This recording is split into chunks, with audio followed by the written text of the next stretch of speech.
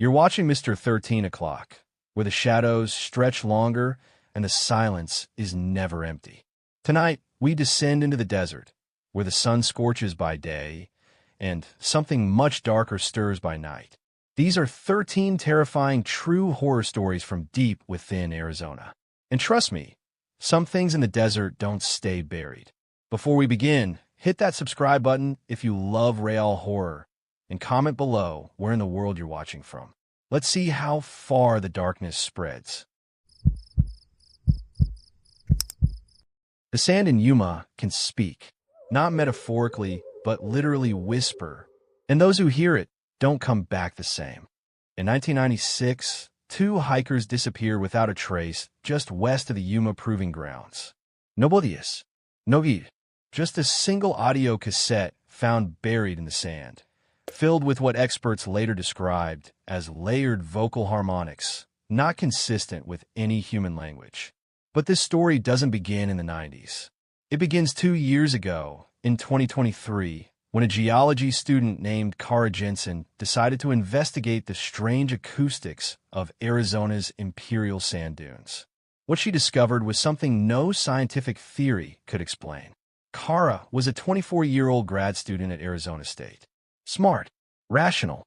She didn't believe in ghosts or cryptids or anything paranormal, but she was obsessed with desert acoustics, especially reports of strange sonic anomalies in the southwest. Locals near the dunes had long claimed they could hear the sand talking, whispering at night, chanting even. It was the kind of legend you'd expect from small-town folklore.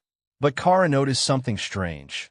Nearly every report of the whispering came from a very specific location, an unmarked patch of desert just past a dried arroyo, 10 miles off any main trail.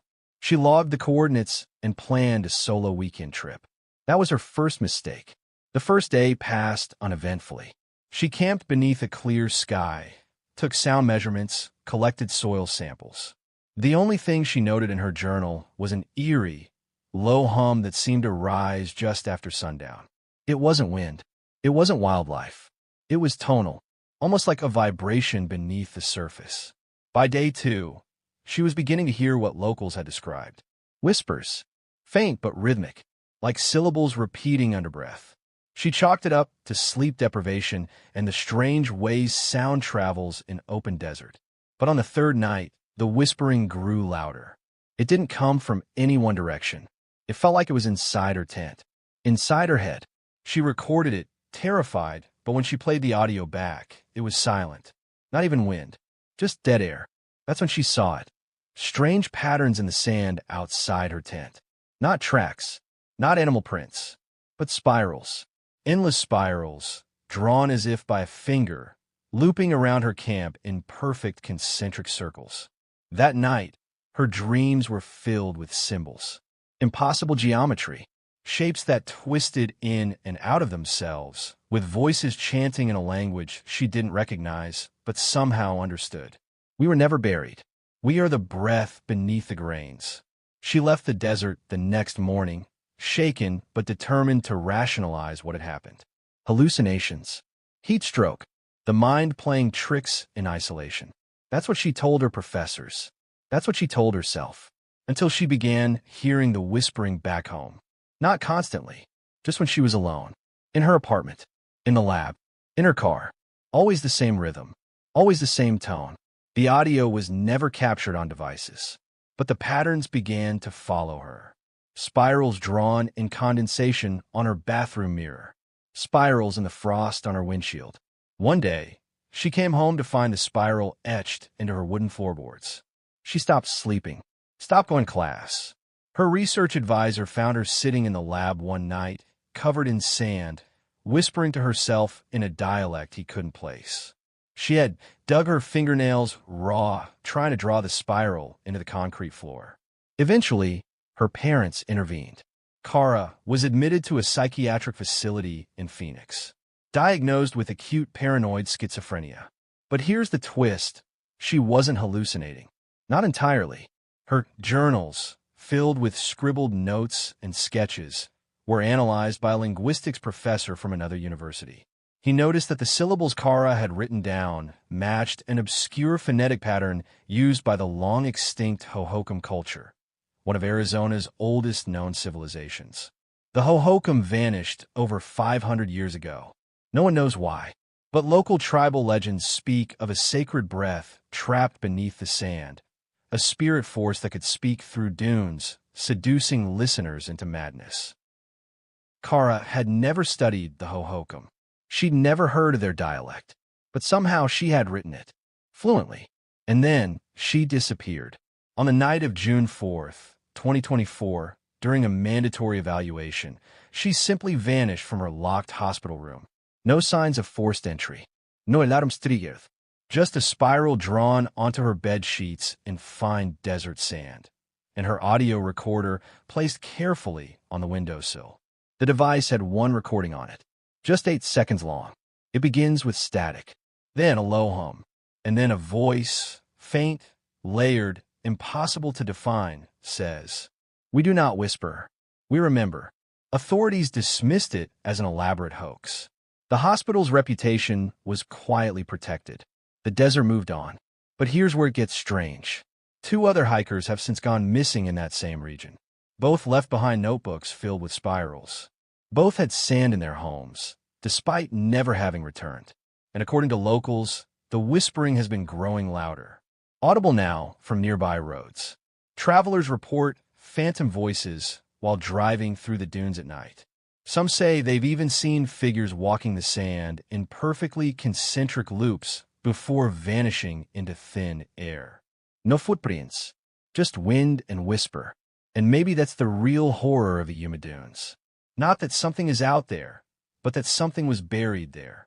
Something ancient, something waiting, something that doesn't just haunt the land. It speaks through it. And if you listen long enough, you might start to understand it. But by then, it's already too late.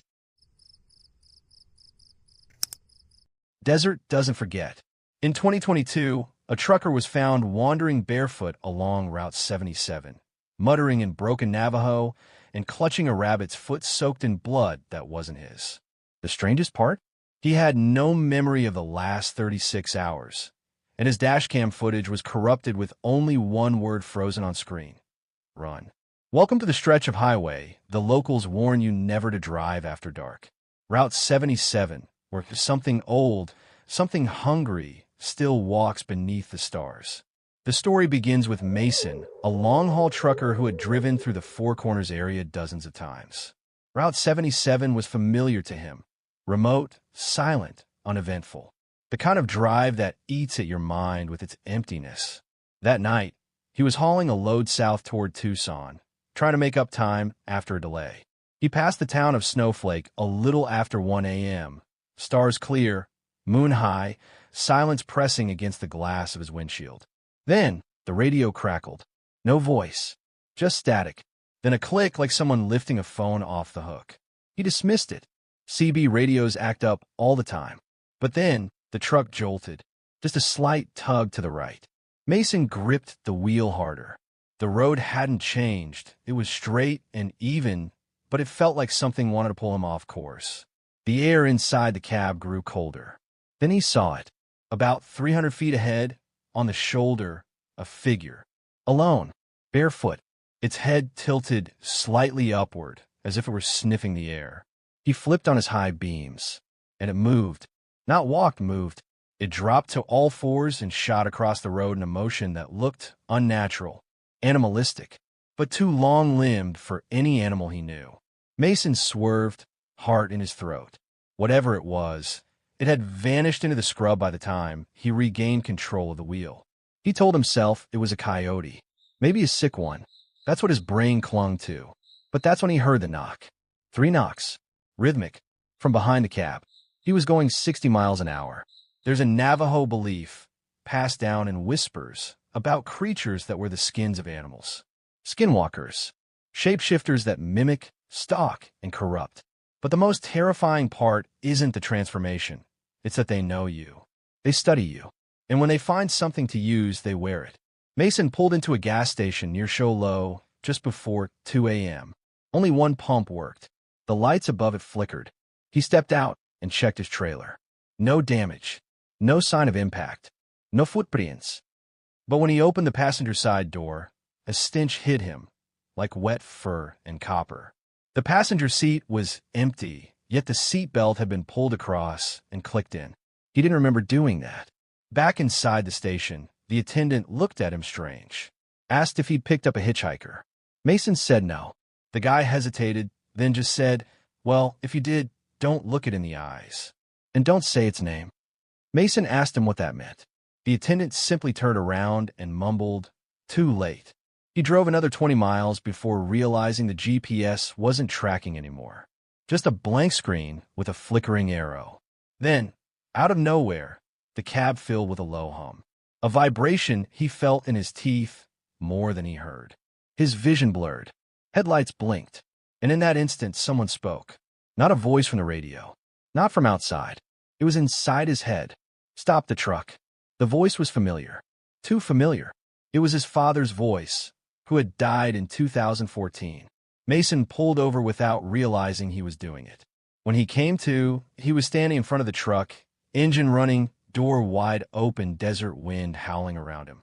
Behind him, in the side mirror, a shape moved in the cab. He didn't look back. He climbed in and drove, pedal to the floor. Here's where the story fractures. According to the report filed later, Mason's truck was found neatly parked at a rest stop outside Oracle, engine cold, doors locked. But Mason wasn't there. He turned up 11 hours later, 30 miles south, barefoot, dehydrated, whispering a language he didn't speak. He couldn't explain where he'd been. Couldn't explain why there were scratch marks on the inside of the trailer. Dashcam footage recovered from his truck showed static, glitches, and something else, something unnerving. At exactly 2:53 a.m., the feed distorts, and for a single frame, a face appears.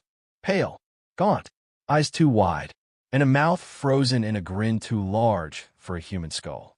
The timestamp reads midnight. The truck's internal clock had reset. Some believe what Mason saw wasn't real. A hallucination, a psychotic break. That isolation and the long, empty stretches of highway cracked something in his mind. But here's the problem. 3 other truckers have gone missing on Route 77 in the last 10 years. One left behind a logbook with the final entry reading, "It's wearing my voice." Another was found in his rig outside Phoenix, unharmed but utterly silent. He hasn't spoken a word since 2019. And then there's Mason's case file. Buried in the notes from the responding officer is a quote, written in shaky handwriting. "Don't follow the voice that knows your name. It isn't calling you. It's trying to remember how to wear you." Route 77 runs quiet again now. Desert winds blow across forgotten highways, carrying whispers only the dry earth can understand. But if you're ever driving that road after midnight, and your radio goes silent, if the GPS fails, if you see someone standing barefoot beneath the stars, don't stop, no matter what face it wears. If you press your ear to the chapel wall at midnight, you'll hear singing. Not just voices, but a full, echoing choir. Even though the church has been abandoned since 1964, and not a single soul is left alive from its last congregation. St. Joseph's sits in the outskirts of Florence, Arizona. A forgotten stone chapel devoured by sun, silence, and time. It was never large. No stained glass, no steeple. Just a single bell tower and a gravel path that winds like a scar through the Sonoran dust. Yet something about it has persisted, unmoving, untouched, like it refuses to decay. The land around it has long since dried up. The town moved on, but St. Joseph stayed, and so did whatever sings inside it. In 1998, a college student named Eric Murphy went on a week-long photo expedition through southern Arizona for a desert architecture project. Most of his photos were of ghost towns, mining shacks, and sun-bleached gas stations. But the last roll in his camera was only of St. Joseph's. Dozens of shots, all slightly crooked, off-center. He never turned that roll in. It was found still in his camera when a search party discovered his abandoned car on a dirt road near the chapel. Keys still in the ignition. No signs of struggle. No footprints in any direction. But there was one strange thing. The car radio was on, and it was playing Gregorian chant. The nearest radio tower? Over 40 miles away. According to Archive County records, St. Joseph's was built in 1926 by a group of Dutch Franciscan missionaries. They served a dwindling Catholic community in Florence and surrounding desert towns. But within just 4 years, the congregation fell into disarray. Parishioners started leaving in droves. Some claimed it was the brutal summer heat. Others said they felt watched during Mass. One family wrote to the diocese begging to be transferred to a different church, describing the air inside St. Joseph's as sick and alive. The strangest account came from a nun named Sister Lorraine. Her journal, preserved in the Arizona Historical Archives, is the only surviving personal record from the chapel's early days. In her final entry, dated May 14, 1931, she wrote, "At first, the choir voices were lovely, pure, divine, but tonight, I swear one of them sang my name. I did not imagine it. I did not. One voice was not like the others. It was older, deeper, and it was angry." She disappeared 2 nights later, vanished from her room during a dust storm. Locals began to whisper about the place after that. Some said the choir was cursed, that the priest had summoned something old, cloaked in psalms and Latin, that it wasn't music at all, but something pretending to be. There's a theory among folklorists that resonates here about mimic spirits, entities that imitate human sounds not to communicate, but to lure. In most traditions, these are harmless forest myths. A child calling your name in the woods. A baby crying from under the floorboards. But at St. Joseph's, the mimicry was ritualized, worshipped. In one unearthed sermon draft found behind the chapel altar, a priest had scribbled the line, "We sing not for salvation, but to stay remembered. To be forgotten is the only true damnation." No priest ever signed that document, and there's no record of who wrote it. Visitors to the ruins today report unnerving experiences. Nothing overtly dangerous, just wrong. One man claimed the chapel smelled like old incense, even though the doors have been sealed for years. Another said the air inside felt thick like being underwater.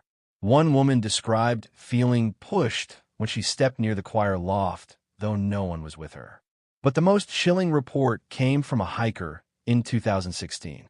He went in with a flashlight, walked the nave, climbed the wooden steps to the loft where the choir would have stood. When he reached the top, he heard what sounded like breathing. Not heavy, not panic, but steady, like someone calmly exhaling behind him. He turned around. No one. But when he played back a voice memo he'd been recording for a podcast, you could clearly hear something at the 6-minute mark. A low, almost melodic murmur. Not in English. Not in any language he recognized. Just song. Too low for human vocal cords. Too steady for wind. There's a deeper layer to all of this, though. Not just the sounds, but their intent. Some historians now believe St. Joseph's was part of a fringe theological movement in the 1920s, a group obsessed with the preservation of spiritual sound. They believed that music was a form of eternal memory, and that certain tones could tether souls to the physical world. The choir, then, wasn't just for worship. It was an anchor, a ritual. Their voices weren't praising something. They were keeping something from slipping away. Which raises the question, if the choir fell silent, what would be released? There's also the matter of the bell. It was removed in 1965 after the building was officially condemned, taken to a scrapyard in Mesa. But according to the scrapyard's own records, the bell was never melted down. In fact, it was never claimed. The clerk at the time reported something odd. He wrote, "No matter where we moved it, the bell rang once at night. Always at 3:17 a.m., never more than once. Always at the same pitch." Eventually, the bell was buried under sand and concrete at the far edge of the yard. The ringing stopped, but some still say that when the wind is just right, you can hear a tone echo faintly over the desert. High, clear, and far too long to be natural. So here's what we're left with. A forgotten chapel, still structurally intact after nearly a century. Multiple disappearances, all unexplained. Consistent reports of phantom singing. Always choral, always distant. And the theory that this was never a church in the traditional sense, but a vessel, a container. Music as containment. Silence as release. The most terrifying part? What if the choir never stopped singing because they were never singing to us?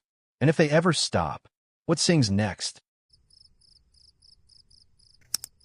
In 1973, a man's car was found idling on the south bank of Arizona's Salt River. Driver's door wide open, keys still in the ignition. But the man was never found. Not his clothes, not his body, not even a ripple in the water. And here's what's worse. He wasn't the first. The Salt River flows like a dark thread through central Arizona, carving through Phoenix and Tempe, silently winding its way past forgotten campsites and abandoned underpasses. And while it's not deep by most standards, locals have always whispered that the river doesn't just carry water. It takes things. People. Memories. Time. Our story begins in the summer of 2006, during one of the hottest weeks on record. The kind where the heat feels like it's pressing down on your chest, making every breath feel earned. That was when 19-year-old Arturo Velasquez went missing while tubing with friends near Blue Point Bridge. According to every witness, Arturo was in a good mood. He wasn't drunk. He wasn't reckless. He was just floating along like everyone else, until he wasn't. He vanished in a calm stretch of river, barely waist deep. No splashing. No cries for help. Just gone. They found his tube spinning gently in place. They found his sunglasses stuck in the mud on the bank. But Arturo? No trace. Not that day. Not the next. Not even after a week of search teams and divers and helicopters. Authorities said it was likely he got caught on submerged debris. Maybe pulled under and trapped. The current can be deceptive, they said. But the divers disagreed. The bottom, there was clear. Sandy. No snags. No rocks. No sudden drop-offs. And the ones who've lived near the river their whole lives? They have a different explanation.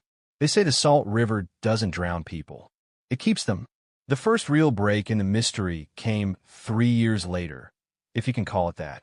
In 2009, a hiker named Melanie Day was walking near the lower river trails at dusk when she thought she saw someone standing in the water. At first, she assumed it was a fisherman, tall, unmoving, chest deep in the current. But something felt off. He wasn't holding a pole. He wasn't moving at all. And then she realized his head was tilted unnaturally far to one side, and his mouth was moving. Melanie froze. She says she felt paralyzed, like something in the air had thickened. The sun was setting fast behind her, and in the growing shadows, the man's shape seemed to flicker like a heat mirage. And then he sank, straight down, not swept away by the current, just submerged, like something had grabbed him by the ankles and pulled him under. She reported it. Authorities searched again. Nothing. No footprints. No drag marks. Not even disturbed sediment in the shallows. But that's when the stories started circulating again. Old stories. Forgotten ones. Like the native warnings about the water that remembers. According to some elders in the Pima and Apache communities, the Salt River was once considered sacred and dangerous. Not because of the water, but because of what lives beneath it. They don't have a name for it. Only descriptions. A shadow that doesn't belong. A pull that doesn't let go. And the more we dig into this, well, here's where it gets worse. Arturo Velasquez wasn't the only one. In fact, if you look at records going back to the 1940s, there have been 17 reported disappearances along that same 6-mile stretch of the Salt River. Same conditions. Calm waters. No weaknesses. No bodies. And every time, the victim was described as suddenly behaving oddly right before they vanished. Looking toward the water. Wading out, even if they couldn't swim. Like they heard something or someone. A soft voice. A lullaby, a whisper beneath the splash of the current.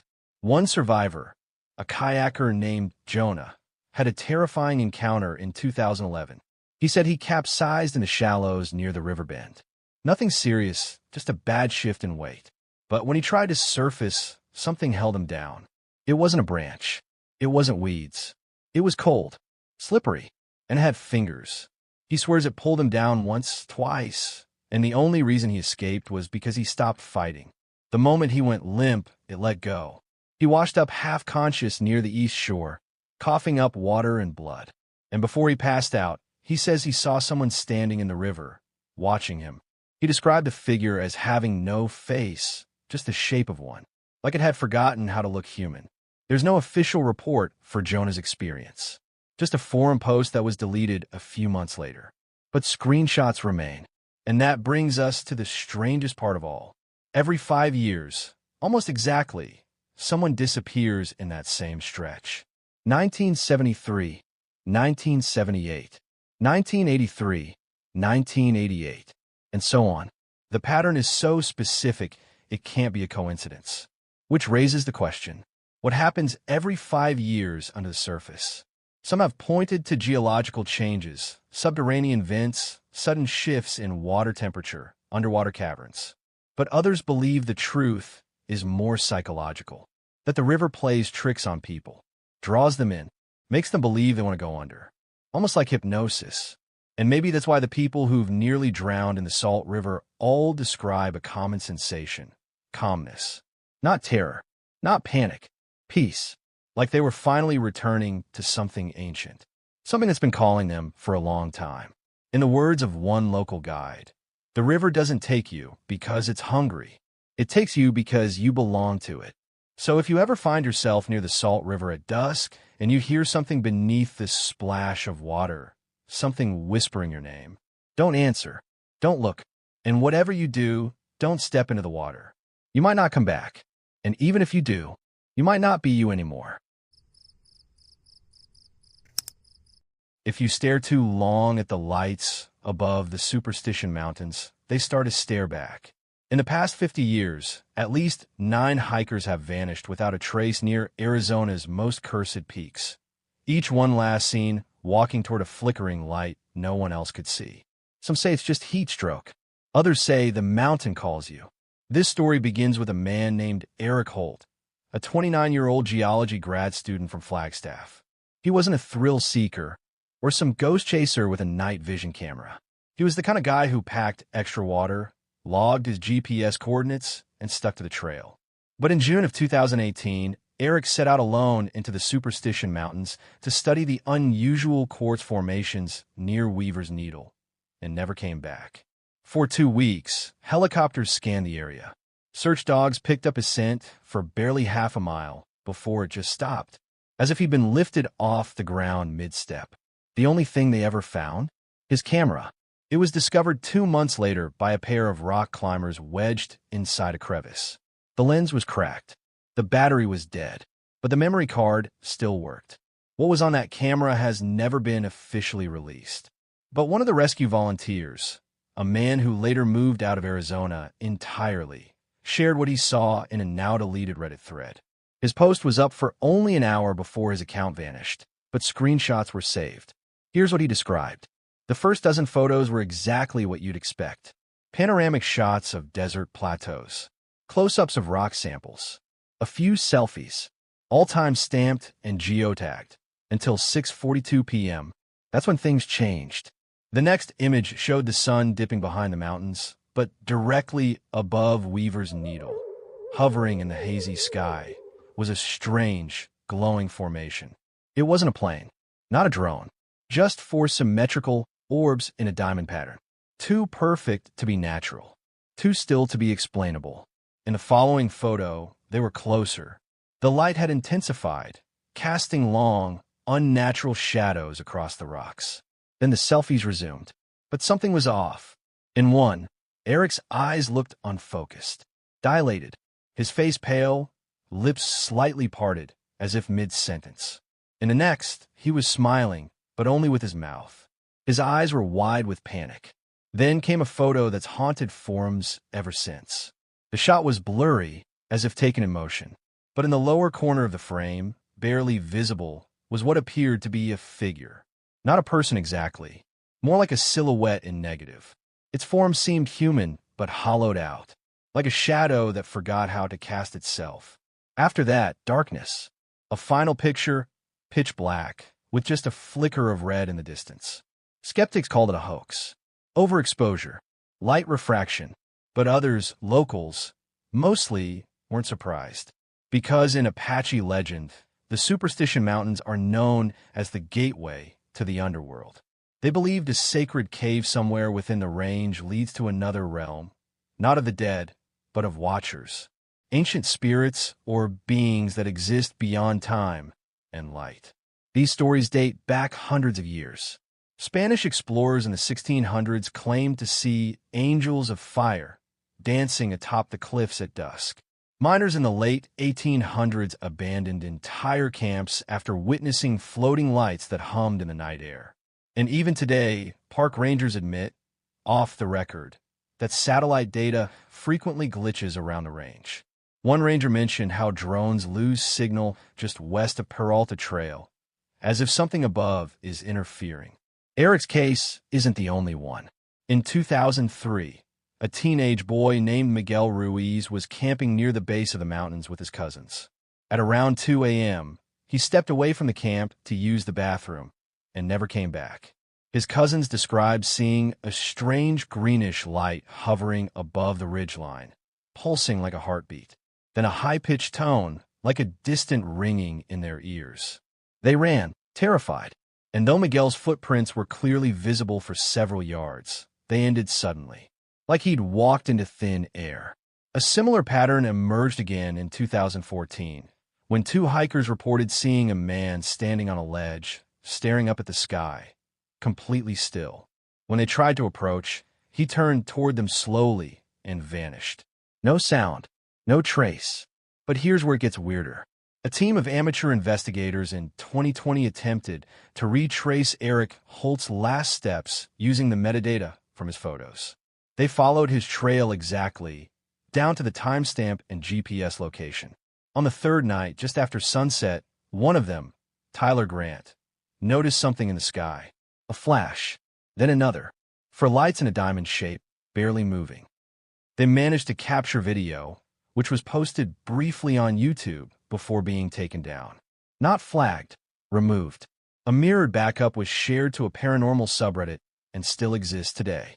In the clip, you can hear one of the hikers whisper, "Why is it getting brighter?" The camera shakes. Do you guys hear that? Then silence. Not just from the group, but the environment. No wind, no bugs, just dead, unnatural quiet, as if the desert itself was holding its breath. They left that night, refusing to go back. One of them claimed to suffer from severe insomnia for weeks. Said every time he closed his eyes, he saw a tunnel of light, spinning slowly, and a figure at the center, waiting. So what are the lights over the Superstition Mountains? Some say it's a military testing zone, though there's no official base nearby. Others suggest an electromagnetic anomaly tied to the quartz veins in the rock, creating hallucinatory effects. But a few believe it's something older, something not meant to be found, that these mountains aren't cursed, they're guarded. And those who see the lights, they weren't chosen, they were noticed. Sedona is a place of energy where the earth breathes, the rocks pulse with ancient power, and people come to find themselves. But not everyone who enters Sedona leaves the same. Some don't leave at all. In 2017, a 23-year-old woman named Leah drove into Sedona to go hiking alone. Her phone last pinged near Cathedral Rock. Her car was found locked, parked neatly along a trailhead. But Leah was never seen again. No blood, no straged, not even a footprint off the path. It was as if the red desert had swallowed her whole. But the weirdest part? Her camera. When authorities searched her car, they found her DSLR tucked into the glove compartment. The SD card inside had one final photo, timestamped 2:03 p.m. It was blurry, tilted, a shot of the rocks, and a faint shape, human-like, standing far off where no trail leads. Almost watching. Locals call it the shadow. Leah wasn't the first to go missing around Cathedral Rock. And according to Navajo oral traditions and early settler journals, she may not have been the first to see it, either. Let's rewind. Leah was a photography student, deeply into landscapes and light. Friends said she'd become obsessed with Sedona's vortexes, mystical energy centers believed to heighten awareness. She'd mentioned having vivid dreams, voices whispering from desert winds, colors that bled together at dusk. She told her roommate she could feel something trying to talk to her out there. Her journal, found at home, painted an even stranger picture. Pages filled with sketches of spirals, jagged figures made of black scribbles, and one line repeated over and over. The rocks remember. That's not random. Ancient petroglyphs in Sedona often include spirals, symbols believed to represent time, portals, or spiritual pathways. Some researchers think they mark areas where people experience shifts in consciousness, but others believe they're warnings. Spirals not as invitations, but traps. So what did Leah find? Witnesses claimed to see her that day, walking off-trail near a restricted area. One hiker said she looked confused, like she was following something he couldn't see. Another thought she was talking to herself, but there was something even more unsettling. One woman, visiting from Flagstaff, said Leah stopped suddenly, turned toward the rocks, and smiled. She looked relieved, the woman said, like she'd found what she was looking for. The thing is, Sedona's rocks play tricks on the eyes. The sun reflects in ways that make shadows stretch and curl. It's easy to lose your sense of direction, especially in places where the magnetic field is slightly different. Yes, that's real. Sedona's vortex zones have been measured to have slight magnetic anomalies. Not enough to affect phones dramatically, but enough to interfere with compass needles.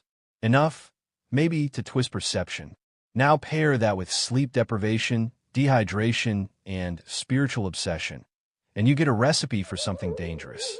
Not just physically, but psychologically. Her last known photo, taken 2 minutes after she texted her sister, "I think I found it," shows more than just landscape. Enhancing the image reveals subtle shapes carved into the cliff face behind that distant figure. Faces. Multiple. So faint you wouldn't notice unless you stared. Like something etched by time and wind and maybe hands. Here's the thing. In 1983, a geologist studying the same region disappeared for 14 hours. He was later found, disoriented, with no memory of where he'd gone. He kept mumbling about the Echo Cave. Locals dismissed him as dehydrated. But in a taped interview from the Sedona Historical Society, he said something chilling. "They watched me. I was inside them, inside the stone." Sedona is full of stories like that. Whispers of people going off-trail and returning, changed. Or not at all. Even tourists speak of feeling pulled in certain areas, drawn toward specific rocks for no reason. Some describe a low hum, like something alive beneath the ground. One man claimed his wife walked off mid-photo and vanished behind a ridge. When he followed seconds later, she was already hundreds of feet away, climbing where there were no footholds. When she returned, she didn't remember climbing at all. But she wouldn't stop saying, "They're under us. They're under everything." In the months following Leah's disappearance, other hikers reported oddities near Cathedral Rock. One woman's dog refused to go past a certain bend in the trail. Another man said he found a boot, half buried, where no one had hiked in weeks. The leather was torn in a strange pattern, spiral-shaped slits. He turned it in to authorities. Nothing came of it, but even stranger were the dreams. Multiple locals, who had no connection to Leah or each other, described dreams of a girl standing alone on a rock at sunset, smiling. Always smiling, and always with a long, creeping shadow behind her that stretched the wrong direction. Let's talk about the shadow. Native stories from the Yavapai Apache speak of beings called Sil, shape-shifting spirits born of stone and silence. They dwell in sacred places and feed on obsession. Those who seek too much meaning in things best left unknown. According to the legends, they cannot harm you unless you acknowledge them. The moment you see one, really see one, you become part of their memory. And when the desert remembers you, it doesn't forget. It's easy to write this off as myth. A lonely girl, overly spiritual, possibly unstable, disappears in rough terrain. Tragic, but explainable. The desert is vast. The rocks don't move. People do. But then there's this. In 2019, 2 years after Leah vanished, a team of filmmakers visited Sedona to shoot drone footage for a travel documentary. When reviewing footage near Cathedral Rock, they found something strange. In one frame, for just a second, there's a figure standing perfectly still on a cliff edge, wearing what looks like a faded blue flannel, identical to what Leah wore that day. But the figure doesn't move, doesn't flinch, even as the drone buzzes close. And as the camera pans away and returns just seconds later, the figure is gone. The filmmakers never released that part. They claimed it was a glitch. But a crew member later admitted they didn't hike that area that day. And when they returned to check, there were no footprints. None. People disappear all the time. But in Sedona, people sometimes vanish in ways that feel deliberate, like the desert itself decides. And maybe it's not about getting lost. Maybe it's about being seen, about looking too long into the red rock face and feeling it look back, about chasing something sacred until you can't come back. Or maybe the real horror is simpler. Leah didn't find the vortex. The vortex found her. Arizona's desert plays tricks on your mind. But what if the trick follows you inside? A motel off a forgotten highway, where the room is never the same twice. Where the wallpaper shifts when you blink. Where the door you locked last night opens to something else in the morning. One guest checked in. None remember him checking out. This is the story of Room 209 and the man who stayed one night too long. It begins just outside Winslow, Arizona, a dead stretch of desert road flanked by rusting gas pumps, faded diner signs, and a single blinking vacancy light. The Sundown Motel wasn't on any map. It barely had power. But for Miles, an exhausted travel blogger on a cross-country trip, it was good enough for the night. He remembers pulling in at dusk. The air was hot, but still. The front office was empty except for a set of motel keys dangling from a board. No manager. No sign-in sheet. Just a small note taped to the counter. Take a key. Room 209 only. He hesitated, but fatigue won out. He grabbed the key, turned back to his car, and that's when he noticed something strange. The building only had 2 floors, but there were no room numbers above 107. Room 209 didn't exist, but it was there, at the very end of the second floor. A door with peeling paint. A brass plaque with 209 nailed in at a slant. It hadn't been cleaned in weeks, maybe months. But when he turned the key, it opened with ease. Inside, the room was off. Nothing overt, just tiny things that didn't quite fit. There were 3 chairs, but none matched. The TV was built into the wall, as if it were part of the architecture. The lampshade was upside down. The carpet rippled like it had water beneath it. And strangest of all, a photo on the wall showing a man sleeping in the very bed Miles now stood beside. He assumed it was just a weird design choice. A forgotten theme. Old motels had stranger quirks. But the room didn't sleep. That night, Miles was woken at exactly 2:09 a.m., a soft rustling. Not from inside the room, but from behind the wall. Not rats. Breathing. He pressed his ear to the wallpaper. Nothing. But when he pulled back, the wallpaper peeled off on its own, as if something inside was breathing out. He laughed it off. Too many hours on the road. He turned over and went back to sleep. In the morning, everything had changed. The bed was now against the opposite wall. The TV was gone. The photo had vanished. And in its place, a mirror that reflected the room as it was the night before. Not as it was now. Miles stood frozen. He tried the door. It opened into a hallway he hadn't entered through. The wallpaper was now red. The carpet was green. Every door he passed was numbered 209. He stumbled downstairs. The lobby was different too. Dustier. There were chairs from the room upstairs. The front desk had a man behind it now. Though he didn't speak, just pointed to the note. One night only. Miles tried to leave, but the road outside stretched in both directions, blank, as if the town had never existed. He drove for hours, seeing the same landmarks again and again. The same saguaro cactus. The same dead gas station. Until he returned to the motel. To room 209. Again. That's when he started testing it. Each night, he'd take a photo of the room before sleeping. Each morning, he'd compare. Always different. Sometimes subtle. Sometimes drastic. One morning, the window was bricked up. Another, the bed was missing. Then came the morning the photo he took the night before showed a figure standing at the end of the bed, though nothing had woken him. He tried burning the room. The flames vanished the second he stepped outside. He broke the mirror. The shards were formed by dusk. He smashed the door off its hinges, and it still swung shut on its own at midnight. He wasn't just trapped in a room. He was part of it now. And the deeper terror? He wasn't aging. The camera timestamps showed it had been weeks. But his beard didn't grow. His food didn't spoil. His clock never ticked past 2:09. Then he started to notice the other guests. They never checked in, never spoke, just sat in their cars, in their rooms, silent, watching, flickering sometimes like faulty projections. Miles understood, finally. They weren't guests. They were echoes, remnants of those who came before him, those who also stayed one night only. And if they were echoes, what was he becoming? The final journal entry Miles left on his blog was dated 6 months after his supposed check-in. It read, "I think room 209 is remembering me. Every morning, it's more like me. Yesterday, the photo on the wall had my face. No one has seen or heard from him since." The blog stopped updating. The motel was never found again. But sometimes, if you drive Route 66 near Winslow, just past twilight, there's a flickering vacancy sign in the distance. And if you stop, the only room available will be 209. They say if you stand in the east wing of the old Tucson Asylum at 3:12 a.m., you'll hear your own name whispered, but not from anyone alive.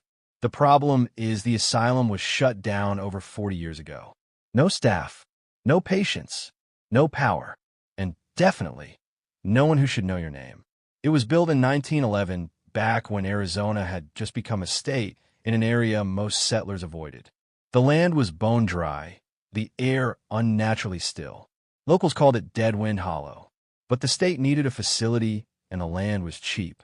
What they didn't know, or chose to ignore, were the rumors passed down from the Tohono O'odham people, who claimed that something ancient slept beneath the soil there. Something that mimicked. Something that remembered. The asylum was supposed to be a modern solution for the mentally ill.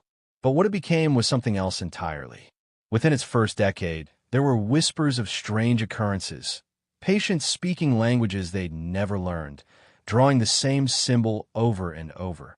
A ring of eyes, with one missing at the bottom. No one knew what it meant.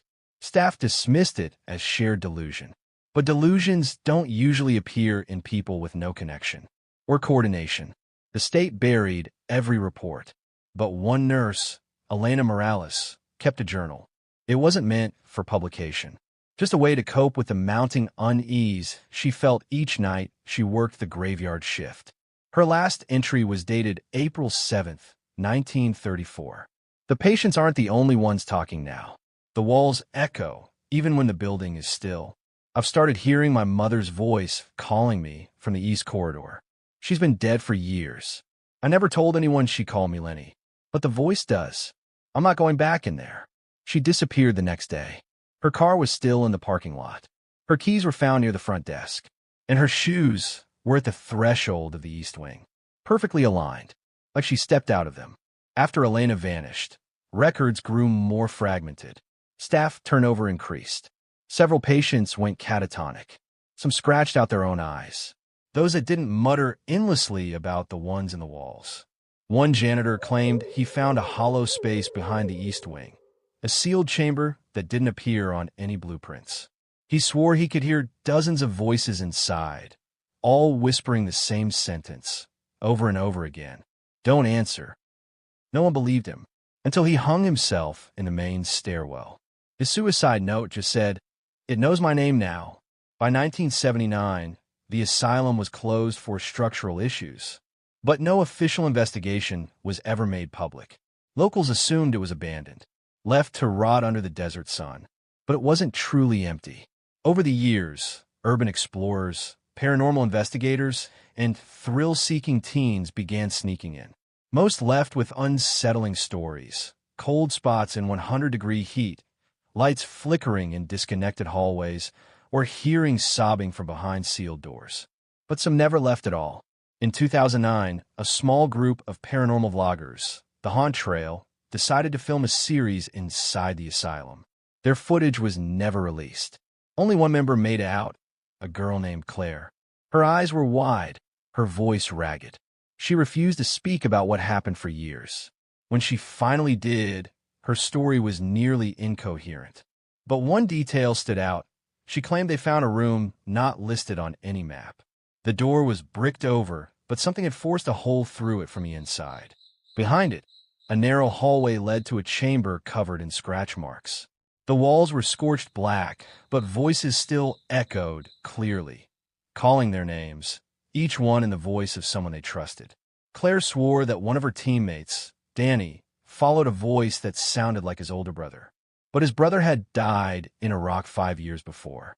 Claire saw him vanish into the dark, smiling, like he wasn't afraid. She never saw him again. It gets worse. She said the walls didn't just echo. They remembered. And the more time you spent in the East Wing, the more it seemed to know about you. Things you never said out loud. Regrets you never told anyone. Grief buried so deep, even you forgot. But the asylum didn't forget.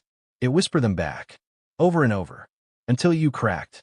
Researchers studying residual haunting phenomena believe that some locations absorb emotional energy like a sponge, what they call psychic scars.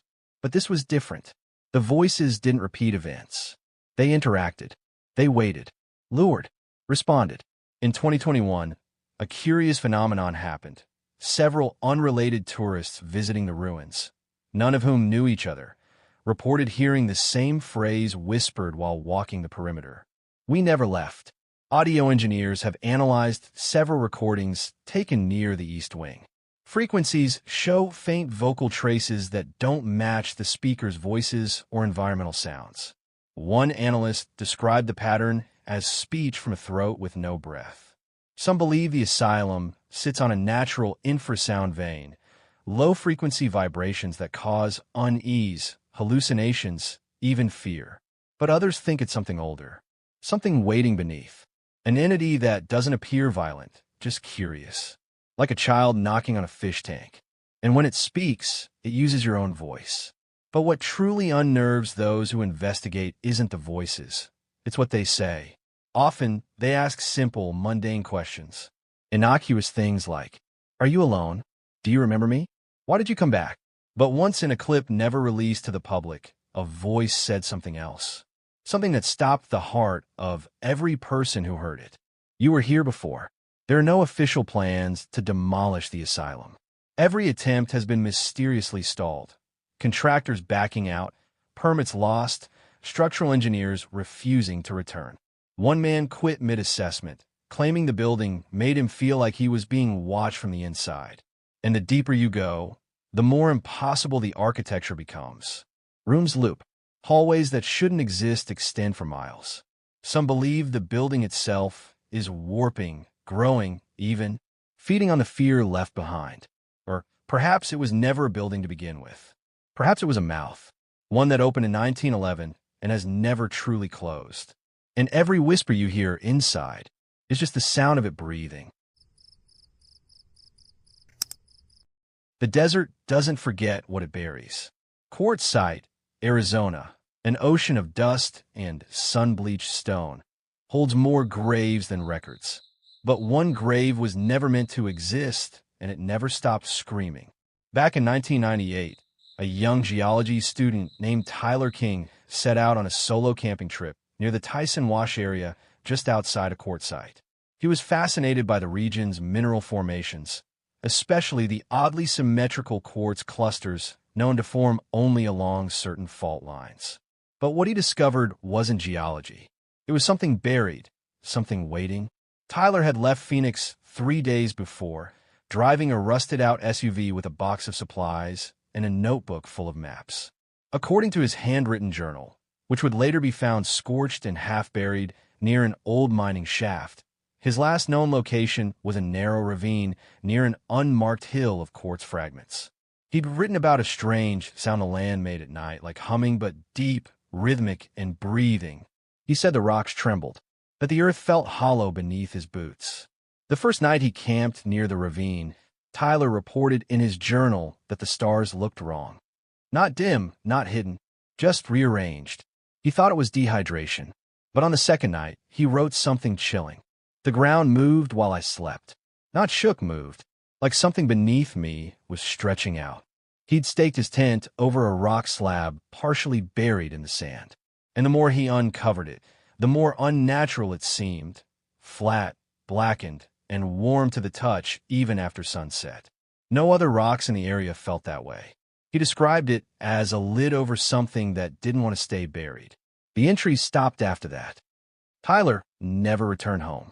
Search parties combed the area for weeks, but aside from his burnt journal, a broken compass, and the torn flap of a tent, nothing else was found.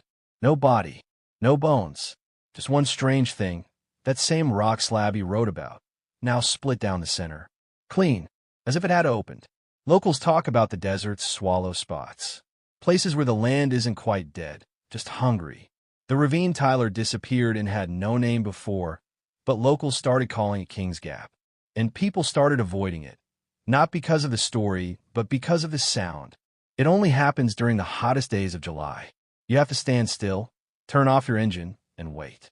If the desert's quiet enough, they say you'll hear something beneath the ground. Not wind, not bugs. Something like muffled, screaming. Not constant, just once. A sudden, sharp wail that echoes through the dust and then vanishes. Some say it's the rocks shifting. Others say it's air trapped underground. But those who've heard it know better. They say the scream is human. There's a theory, passed between rangers and amateur hikers, that Tyler wasn't the first to vanish there. That King's Gap has a pattern, almost like a hunger cycle. Every 10 to 12 years, someone disappears under strange circumstances. 1976, 1989, 1998, 2011. No bodies ever found. Just scattered belongings. Items that surface years later with no explanation. A faded backpack, a cracked camera lens, a sun-bleached boot. Always just one. As if something wants to remind us it's still there. Some think it's a sinkhole system that no one's mapped. Others say it's a naturally occurring gas pocket that causes hallucinations, making people wander off until they succumb to the elements. But none of that explains the screams, or why the ground feels warm there, or why your watch ticks slower the longer you stand near the ravine. In 2019, a YouTuber named Lex Torres tried to document King's Gap for a series on haunted desert locations. He camped near the same coordinates where Tyler disappeared. His footage never aired. All that was found was a 20-second video, posted automatically to his cloud backup at 3:42 a.m. on his second night. In the clip, Lex is standing outside his tent, wide-eyed, flashlight shaking. He whispers something like, "It's under me. It knows I'm here." Then he drops the phone. The video continues recording, capturing the crunch of footsteps, moving in circles around the tent. But the area was flat, empty, no rocks, no trees. No place for anything to hide. And then, faintly, almost too faint to hear without headphones, there's a voice. A dry, broken voice rasping one word. Barry. When officials went to investigate, they found his campsite abandoned. Tent collapsed. Food untouched. But something new had appeared at the edge of the ravine. A small cairn of quartz stones stacked in a spiral, just like those seen in ancient burial markers. Here's the part no one explains. Underneath the cairn, pressed into the dirt, was a palm print. Deep, like someone had slammed their hand into the ground in desperation. But the size was too small to be Lex's. Almost childlike. Over the years, geologists and paranormal researchers alike have tried to analyze the area. Most leave disturbed. A few refuse to speak about it. One woman, Dr. Alina Hartwell, claimed in a podcast that she found something impossible while taking soil samples near the ravine. She'd dug down 2 feet when her trowel struck something smooth. Not rock, not wood. Sekin, she was certain. Pale, rubbery, and warm, even in the cold morning air. She screamed, dropped everything, and fled. When she returned with backup, the hole was gone. The sand had refilled itself, and all that remained was a humming noise coming from beneath her boots. She later said, "It wasn't human, but it wanted me to believe it was." What makes King's Gap so terrifying isn't just the disappearances. It's the feeling that something was put there, something not meant to surface. And yet, time after time, it reaches up, not to escape, but to pull others down. The locals who've lived their longest tell an old story. Not on paper, just word of mouth. It's said that hundreds of years ago, before any mining town touched the land, There was a tribe that avoided that patch of desert entirely. They wouldn't even speak of it directly. They had one word for it, Chandi, the ground that breathes.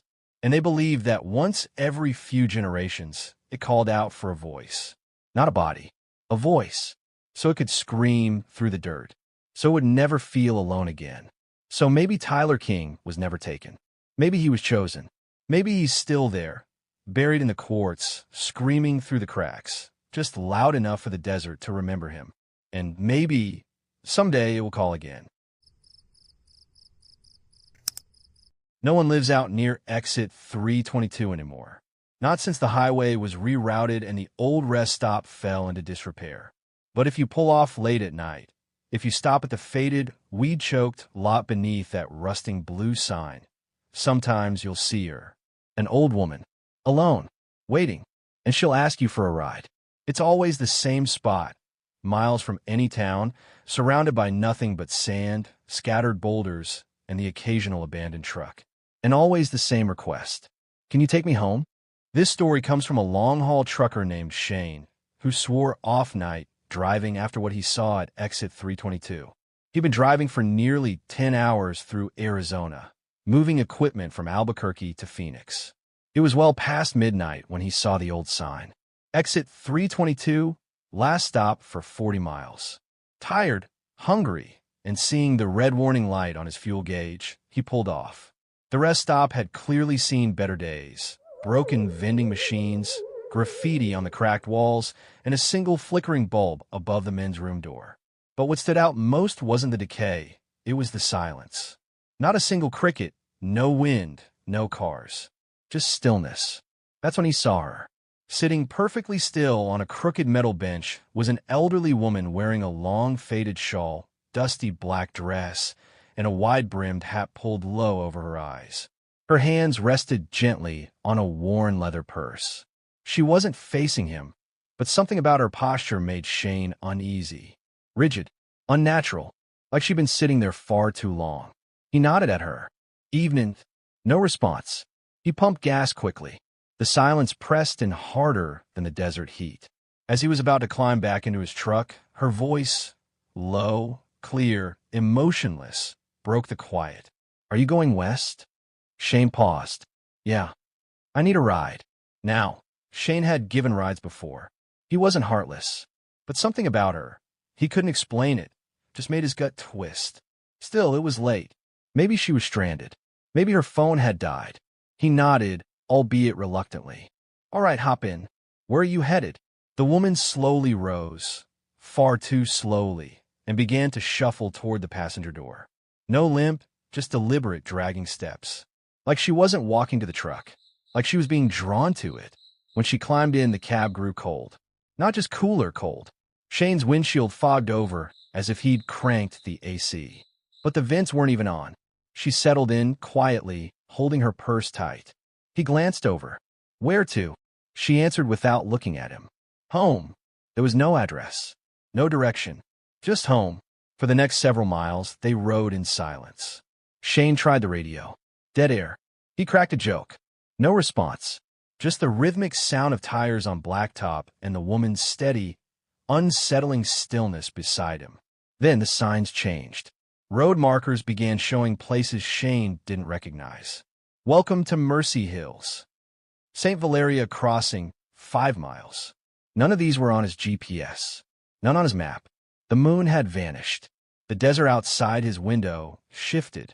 Cactus gave way to strange, twisted trees. Tall, pale, almost skeletal. He hadn't turned off the highway, but it was like he'd somehow left the real world. And then, finally, her voice again. You passed it. He looked around. Past what? My stop. He pulled over instinctively, scanning the roadside. No houses. No lights. Just desert stretching endlessly. The woman opened the door and stepped down. Her head turned toward him, and for the first time, he could see her face in the glow of the dashboard light. She wasn't old. Not really. Her skin was dry, cracked like sun-baked earth. Her eyes were too large, white where they should be brown, and set deep beneath her hat's shadow. Her lips moved slightly, and Shane heard a whisper that wasn't in his ears. It was in his mind. Thank you for remembering me." Then she walked into the darkness. No flashlight, no phone, no fear, and vanished. When Shane finally made it back to the highway, he pulled off and called his dispatcher. Told them he needed a break. He couldn't explain why, but he just needed time. They agreed. He tried to find exit 322 again days later with a friend, but there was no sign. Literally, the road sign was gone, and the rest stop, demolished 2 years earlier. Here's where this story takes a darker turn. After Shane shared his experience on a trucker forum, a handful of other drivers came forward. Not with the exact same story, but variations. Each one had picked up an old woman near exit 322. Each one had been given vague directions, and each one claimed the desert changed. One driver claimed she led him down an abandoned mining road, and when he turned to speak, she was gone, and his gas tank read full. He hadn't refueled in hours. Another claimed she asked to borrow his phone, only to call a disconnected number. When he redialed, a recording said, "This number belongs to a deceased party. Please do not call again." Some researchers believe the woman may be linked to a real tragedy. In the early 1970s, a mother named Beatrice Lenz reportedly broke down along that stretch of road with her young daughter. They waited by the highway for hours. No one stopped. The child wandered into the desert. They found her days later, alive but incoherent. She kept repeating, "Mommy said she had to wait. Mommy can't leave until she's sure." Beatrice was never found.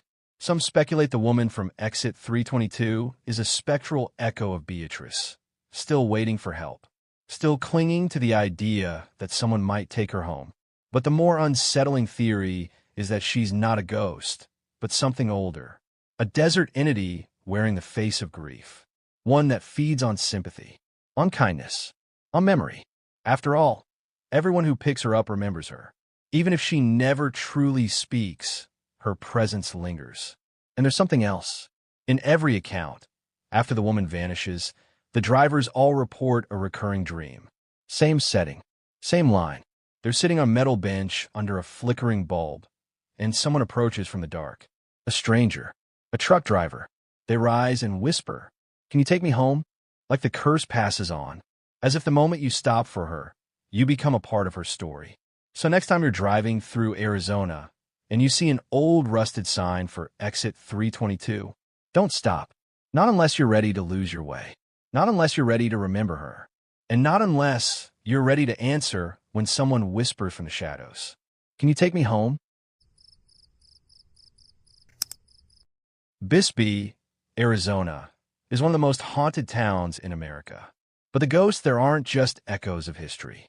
Some still knock. In 2019, a man named Elliot rented a small, century-old cottage on Tombstone Canyon Road. He'd just gotten out of a long-term relationship and wanted somewhere quiet to restart his life.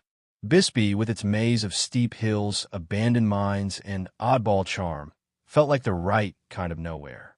The house itself was unremarkable. A low-roofed bungalow, paint peeling from sun and age. It had been vacant for months before Elliot moved in. Locals didn't say much about it, except that it had bad bones. No one elaborated. In Bisbee, that kind of phrase wasn't a red flag. It was almost expected. But it was the knocks that started first. The first time came on his second night, around 3:13 a.m. 3 distinct knocks on the front door. Slow, hollow. Elliot froze in bed. He hadn't met a soul in town yet. Who would be visiting this late? He didn't open the door. The next morning, there were no footprints on the dusty porch. No sign of anyone at all. He brushed it off as maybe a raccoon, a wind-blown branch, or some acoustical trick of the canyon. Until it happened again, and again, always at 3:13. The knocking continued for 6 nights straight. 3 knocks, nothing more. He started keeping his phone by the bed. But when he tried to record it, the mic picked up nothing. Silence. Every time. The moment he'd stop recording, knock, knock, knock. On the 7th night, he tried peeking through the peephole, but the porch was completely empty. Still, the knocks continued, as if coming from just a few inches below the threshold. This is when the story turns. Elliot began to notice something strange in the layout of the house. The front hallway was disproportionately long, as if the cottage had been stretched. From outside, it looked like the front door should have opened directly into the living room. But inside, there was a narrow, windowless corridor separating the entry from everything else. A hallway that didn't belong. Curious, he took measurements. The hallway was 12 feet long. But when he paced the outside wall, the space between the door and the main structure was no more than 5. 7 feet were missing. He asked his landlord about it, an old man named Mr. Casillas, who lived in Tucson. Casillas grew quiet over the phone and said, "Don't mess with it. Just leave that house be." "Leave what?" Elliot pressed, but the man wouldn't say more. By the second week, Elliot began hearing footsteps inside the house. Not overhead, not from a neighbor. Inside, from the other end of the hallway. Sometimes light breathing, sometimes a whisper so faint he couldn't make out the words. He even thought he saw a shadow cross the floor when the hallway light flickered. He'd stand at one end, looking down the long stretch of darkness, heart pounding. The knocking always returned that same night. One evening, while he was trying to sleep, a new sound emerged, faint tapping from inside the walls. Not just in the hallway now, but the bedroom too. The rhythm changed. Not knocks, but scratches. He pulled the bed away from the wall. Behind it, scrawled faintly into the plaster, were numbers. Dates. 12 of them, all listed vertically. Each had a year, a month, a day. The most recent? April 13th, 2019. The same week he moved in. The next night, the knocks returned. Louder. Closer. More urgent. He finally opened the door. There was no one there. But there was something on the ground. A small object, burned black and half buried under the doormat. It was an antique key, ornate, not to any lock he knew. When he picked it up, the knocking stopped. Completely. But that wasn't the end. Instead of relief, he was left with silence. The kind of silence that feels watched. That night, while he sat at his desk trying to write, he saw something move from the corner of his eye. A figure, darting quickly from the hallway toward the kitchen. But when he turned, there was no one there. It became frequent. He never saw it directly. Only the suggestion of motion, always slipping just beyond his focus. He set up motion-activated cameras in the house. They never recorded a thing. But every night, around 3:13, the footage cut to static for exactly 13 seconds. Always 13. Then it returned. No explanation. One evening, determined to break the pattern, Elliot decided to stay up and sit in the hallway. He took the key, held it in his palm, and sat cross-legged on the wooden floor just after midnight. He placed a candle beside him for light and waited. Time passed slowly. At exactly 3:13, the candle extinguished itself. In the darkness, he heard it. A breath, hot, close, not his own. Then a whisper. "You're already inside." "Not I am inside. You are." He jumped up and turned on the lights. Nothing. But the hallway seemed longer than before. Much longer. Stretching impossibly. That night, Elliot didn't sleep. The next morning, he checked the front door and found the key was missing. In its place, a handprint, charred into the wood. He moved out that same day. A few months later, curious and disturbed, he returned to Bisbee to research the house's history. What he found only deepened the mystery. There were no property records before 1987, despite the structure clearly being older. No blueprints, no official address on county files. It was listed as an unregistered dwelling, possibly a converted miner's shack. But one detail stood out. In 1986, there were reports of a man found inside the same house, locked in a hallway that didn't exist on any floor plan. He had no ID. His hands were burned black. No signs of forced entry. No way he could have entered or escaped. No one ever identified him. The photo police took of the scene was never released publicly, but Elliot swears he saw it in a dusty box at the Bisbee Historical Society. He says the man was holding the same key. To this day, the house on Tombstone Canyon remains vacant. Locals say they still hear knocking there, always in sets of 3. But no one answers the door anymore. Because in Bisbee, sometimes the knock isn't someone trying to come in. It's someone trying to get out. Arizona doesn't bury its dead. It cooks them. Out here, in the vast expanse between towns, there are places where temperatures spike so violently, even time seems to blister. But sometimes, It's not the sun that burns people away. Sometimes something else does. In the summer of 2019, a hiker was found deep within the Sonoran Desert, just outside Gila Bend. His backpack remained untouched. His boots, perfectly upright. But there was no body, only a strange blackened patch in the sand, like something had boiled over from the inside out. The rangers said dehydration. Locals said otherwise. They said he was warned. His name was Dean Wexler, 34, amateur desert survivalist, part-time freelance writer. He was one of those wanderer types, always chasing liminal places, those eerie spaces between civilization and nothingness. He believed that in isolation, the desert whispered truths. He wanted to hear them. Dean was obsessed with a local legend known as the Bleeding Mirage, a strange phenomenon reportedly seen by only the most isolated travelers in the desert. Those who walked far enough without food, water, or sleep claimed to see a figure ahead in the distance. A man, shimmering in the heat, reaching out as if in agony. But when approached, the figure would vanish. Those who followed it, most were never seen again. Dean wanted to find it. He called it proof of an emotional residue, as if pain could imprint itself onto the land. He told friends he wasn't looking for ghosts. He was looking for memory that had become sentient. He entered the desert alone on June 12th. His GoPro footage, synced with cloud storage, survived. What he recorded was never made public, but partial transcripts were leaked by someone in the sheriff's department. And they are unsettling. The first 2 days are uneventful. Just scenic monologues, updates about water levels, temperature, coordinates. But on the third day, around 4:37 a.m., his voice changes. Something's off. I woke up and the sand was warm. Not sun warm, like body heat. Like something was just lying next to me. He keeps moving. He seems shaken, but pushes through. His GPS shows erratic wandering, looping paths, frequent backtracking. It's as if he's trying to follow something just outside of you. On day 4, the tone shifts entirely. His voice is dry, cracked, but not just from thirst.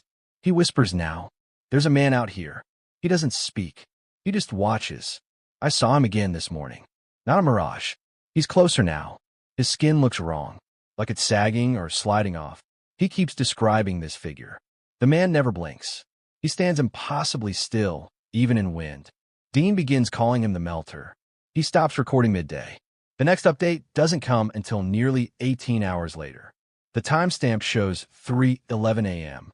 In pitch black, Dean turns the camera on himself. His eyes look wrong, as if he hasn't slept in days. I heard whispering, not in my ears, in my bones. It's like the heat has a voice.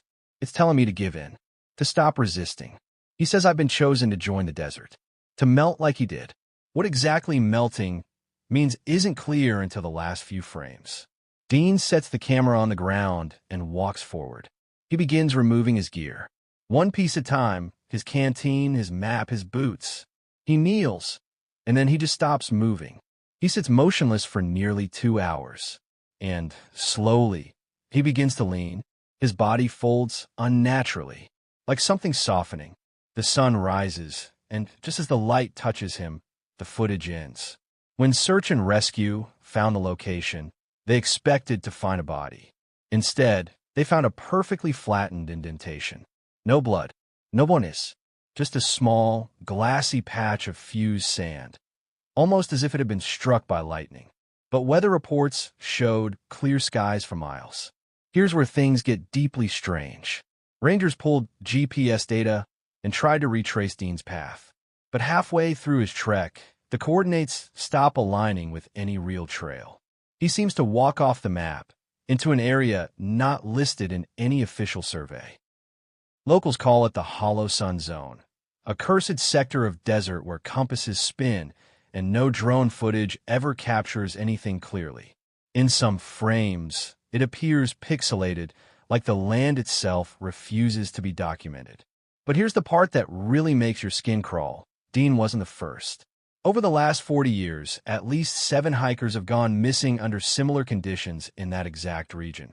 Most of them last seen chasing illusions, reporting a strange man ahead of them in the heat. One survivor, A park ranger's son who came back barely coherent, claimed he followed a figure for hours until it turned and revealed a hollow face, dripping like wax. He was found wandering barefoot, muttering the words, "He melts the ones who listen." Psychologists might chalk this up to sheer delusion, a form of desert-induced pareidolia, where the brain fills in shapes, faces, or figures under extreme heat stress. That's one theory, but there's a darker idea. Some folklorists believe that the desert can absorb the last emotions of those who die alone, especially in places untouched by time. That certain souls don't just haunt, they dissolve, merge with heat, with wind, with silence. They become mirages themselves, half-formed, forever melting, forever beckoning. And if that's true, Dean didn't die from exposure. He was claimed by something that doesn't need to kill to consume. Something that just waits in the hottest, most forgotten corners of the earth for someone to look too long. Because once you see the melter, you've already begun to fade. Your campfire flickers for no reason in Devil's Canyon. Someone else is watching. In 1998, 3 friends hiked deep into the Arizona wilderness for a weekend of stargazing and solitude. Only 2 came back. No charges were ever filed. No foul play found. But one of them kept insisting it wasn't their fault. He said the shadows did it. Devil's Canyon isn't on most maps. You won't find it on park brochures, and even local rangers avoid talking about it. But if you dig deep into the right forums, the kind with black backgrounds and usernames that haven't posted in years, you'll find fragments. Posts about how the GPS fails, compasses spin, and how the desert seems to breathe. Sam, David, and Marcus were college friends for Flagstaff. Juniors at the time, all studying astronomy, they were obsessed with isolated places where light pollution wouldn't ruin the view. Devil's Canyon came up through a post in an old astronomy board. Pitch black skies. Zero traffic. One of the last truly quiet places. It sounded perfect. They packed light, just tents, firewood, a cheap camcorder, and a map someone had emailed Marcus anonymously. By the time they reached the canyon rim, the sun was bleeding out across the rocks in long red streaks. David joked that it looked like the earth had been cut open. Sam laughed, but Marcus didn't. He kept staring down the canyon's throat. "It doesn't echo," he said quietly. "Shouldn't a place this deep echo?" That was the first red flag. Their campfire was the only source of light for miles. The stars overhead were so bright, they cast faint shadows, thin outlines that danced just out of sync with the firelight. The boys joked about skinwalkers and wendigos, passing around cheap beer and ghost stories. But when Sam started filming their makeshift story session, something strange happened. Every time he turned the camera away from the fire, the audio glitched. Static, garbled whispers. At first, they thought it was just the mic or the wind. But then came something unmistakable, their own voices, repeating things they hadn't said yet. A low-pitched loop. "It's behind you. Don't look at it. One of you doesn't leave." David laughed it off, chalking it up to feedback or the beer messing with them. But Marcus? Marcus had gone pale. He stared into the fire like he was hypnotized. Sam turned the camera toward him, saying, "Hey man, you good?" Marcus slowly turned his head. His pupils looked too wide, like someone who'd just seen a car crash. Then he said something no one expected. "Don't move. It's watching who flinches first." The desert went silent. No insects. Nobody's. Just the crackle of the fire and Marcus's shaking breath. Later that night, Sam woke up to the sound of footsteps circling the tent. Slow, deliberate, crunching the gravel just outside the nylon. He assumed it was David going to pee. But when he whispered, "Hey, you good?" no one answered. Instead, the footsteps stopped. Then another set began from the opposite side of the tent. 2 sets now. Then 3. He reached for his flashlight, but found it missing. The zipper on the tent door moved slightly, just enough to make that faint, rasping zip. Sam held his breath. Suddenly, a scream. Not from outside, but from Marcus's tent. Not a cry for help. Not even pain. It sounded ecstatic, like someone welcoming something in. By the time they scrambled to his tent, Marcus was gone. The inside was empty except for his sleeping bag and a spiral pattern of ash on the ground that hadn't been there before. They searched until morning. No tracks, no blood, not even disturbed dirt where he would have walked. Just that spiraled burn mark and the camcorder, now lying at the edge of the canyon cliff. The footage was different now. It only showed 5 minutes. In it, Marcus is staring into the camera, whispering something over and over. Don't fear the dark. It fears being seen. Behind him, shadows flicker, not following the fire, but moving toward it like they're drawn to the heat. And for a split second, one of them isn't just a shadow. It has shape, length, hands. Then the tape cuts. After they returned, Sam couldn't explain what happened. David barely spoke. They both passed multiple police interviews. No signs of drugs, no history of mental illness. Just two guys who looked drained, like something had been taken from them. Sam tried to go back a month later. He made it as far as the canyon's outer ridge before turning around. When asked why, he just said, "The fire was already lit, and I could hear someone crying in my voice." The strange part is that they're not the only ones. Over the years, scattered reports have surfaced of similar disappearances in that general area. All share the same themes: malfunctioning electronics, whispered warnings, and fire that won't go out no matter how much dirt you throw on it. Some speculate the area's unique rock formations create infrasound, low-frequency vibrations that mess with your brain, causing panic, hallucinations, even time distortion. But that doesn't explain the missing people, or the identical spiral ash patterns, or why cameras always glitch just before someone disappears. There's even a local Navajo legend tied to the region, a tale of shadow spirits that feed off attention. They linger at the edge of perception, only becoming real when enough people notice them. Campfires, it's said, are invitations. The more you stare into the flames, the more the shadows stare back. It raises an unsettling question. What if it's not the canyon that's cursed? What if we are, every time we bring light to places that were never meant to be seen? And maybe, just maybe, Marcus never left the canyon. Maybe he became part of the fire. Or worse, the shadow that watches from just outside its glow.